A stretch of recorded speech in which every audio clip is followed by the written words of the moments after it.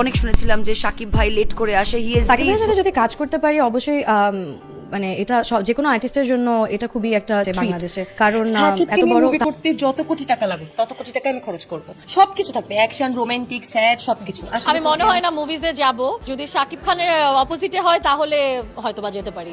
Only Shakib Khan এখানে, আর কোনো question নেই, আর কিছু না। আমি আমার তরফ থেকে অবশ্যই কিং খানকে আমি বেস্ট উইশেস জানাতে চাই। মানে ভীষণই দারুণ প্রমোস দেখেছি। শাকিব খানের সাথে কাজ হয়নি।